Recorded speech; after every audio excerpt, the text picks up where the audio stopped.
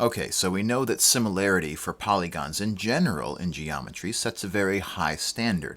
We need to not only know that the corresponding angles in the polygon are all congruent, but we also need to know that every pair of corresponding sides stands in the same proportion, that they're equiproportional. So that's a lot to prove.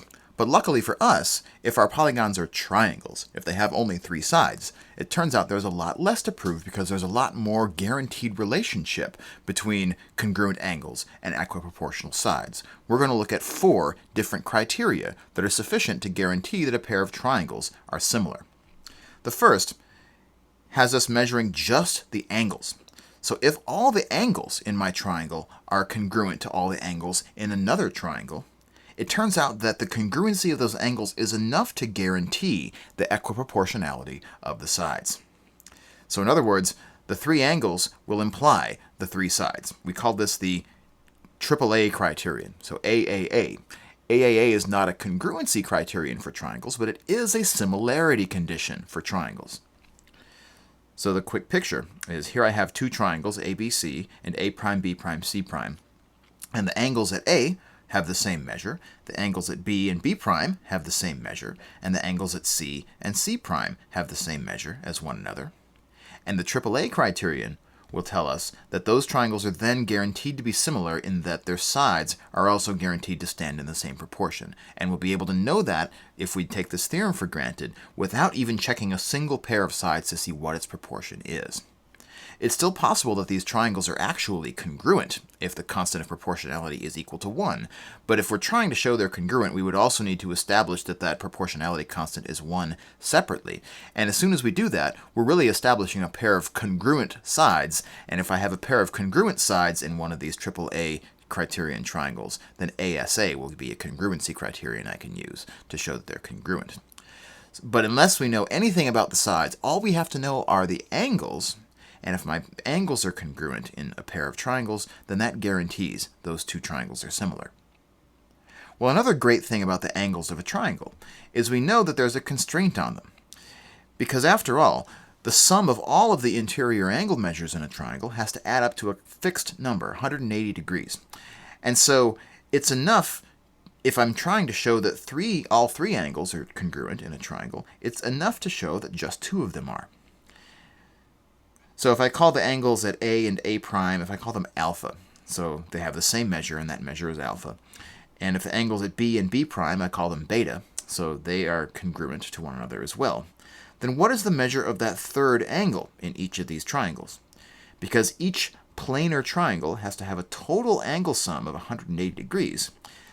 And if 2 of the angles in each of these triangles are alpha and beta, then that third angle measure is just going to be 180 degrees minus alpha minus beta in both cases. And so we can't have 2 angles in these triangles be congruent without the third one also being congruent, and therefore the AAA criterion being satisfied.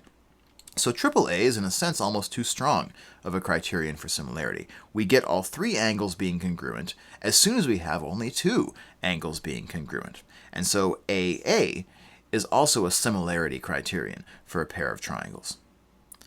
And that's as much mileage as we can get just out of the angles of a triangle to guarantee similarity. So what if we bring in some of the sides? We saw in the AAA criterion that the congruency of the angles will imply the equiproportionality of the sides. Does it go the other way? The answer is yes. If all of the sides of my triangles are equiproportional, if they stand in the same proportion to one another, then we'll be able to show that the angles are also guaranteed to be congruent, and therefore my triangles similar. So just to sketch out what that means, if I have 2 triangles ABC and A prime, B prime, C prime, and if the length of the segment AB is x, and the length of A prime, B prime is kx, so A prime, B prime is k times as long as AB, then having all these sides be equiproportional would mean that whatever the length from B to C is, I call it y, then the length from B prime to C prime will be that same k multiplied by y. And likewise, if the length AC is z, then the length A prime, C prime will be that same k multiplied by z. So this is a picture of 2 triangles with equiproportional sides having constant of proportionality equal to k. And what this criterion will guarantee is that this equiproportionality of the sides will imply the congruency of the angles. One way we can prove that is by situating the smaller triangle inside of the bigger triangle, just by placing C and C prime coincident and then rotating that triangle a little bit if we need to make it so that the segment CA lies along the line C prime A prime and CB lies along C prime B prime.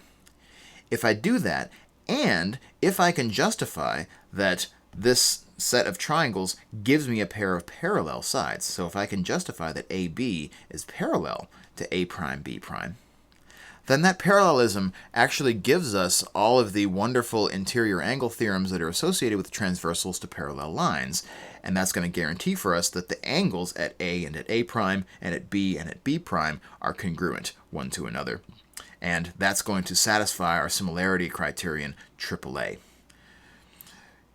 We can also see it as pointing towards that generalization of the midline theorem that we saw a couple of videos ago. We won't need that generalization here, but we will need it in our fourth similarity condition in order to justify why it holds. This particular similarity condition that says the equiproportionality of the sides is enough in a triangle to guarantee the congruency of the angles is called SSS. But to differentiate it from the SSS congruency criterion for triangles, in which we need to know that the sides of our triangles are congruent, their lengths are actually equal. In this example, to indicate that we don't want equality of lengths, we want equiproportionality of the lengths, we'll use lowercase s's instead of uppercase s's. So just be on the lookout for that as a way to remind yourself that lowercase s's, equiproportional sides, give us similar triangles rather than congruent triangles. All right, well, knowing that all three sides of our triangle are equiproportional might be more than we're able to do in a given situation. Is there a way that we can mix sides and angles in such a way that's enough to give us all of the congruent angles and all the equiproportional sides that we need for a pair of similar triangles? And it turns out that the way to do that is by taking two pairs of sides which stand in equal proportion to one another and joining that pair of sides with angles that are congruent to one another. So if I have two pairs of equiproportional sides that are joined by a congruent angle, then we'll show that that guarantees for us a pair of similar triangles. We call this criterion SAS, with again the s's being lowercase to indicate that the sides are equiproportional to one another but not necessarily congruent. But the angle that joins the two of them does have to be congruent. It has to have the same angle measure. So the statement will be, if two pairs of equiproportional sides are joined by a congruent angle, then that will guarantee the equiproportionality of that third pair of sides, as well as the congruency of the second and third angles in that triangle. So in the sum total, we get two similar triangles. The picture for that is, let's suppose I have two sticks of length x and y, and I make an angle of alpha with those two sticks. And then I take a pair of sticks, each of which is k times as long as the previous pair. So I have a stick of length kx and a stick of length ky, and I put them together with the same angle alpha. So this combination satisfies the SAS, little s, capital A, little s criterion.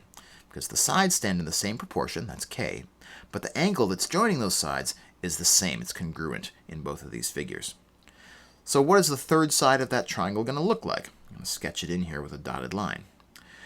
Well, one way to show that these two triangles are similar is again to overlap the two figures. Take the smaller triangle on the left here and overlap it with a triangle on the right. So situate the x and the y inside the kx and the ky. I'm kind of assuming here that k is bigger than 1.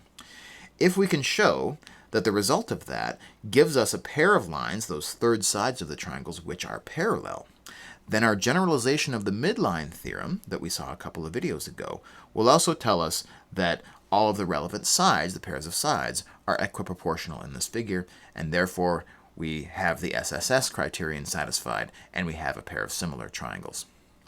So this is an overview of 4 different ways that we can prove that two triangles are similar. A couple of them knowing just the measures of the angles. So this is a really useful condition when all you know about in your figure, all you're chasing around, are angles that you happen to know are congruent. And then 2 criterion that also use equiproportional sides, all 3 of them to give us the SSS criterion, or just one pair of them connected by a congruent angle that gives us SAS condition for similar triangles.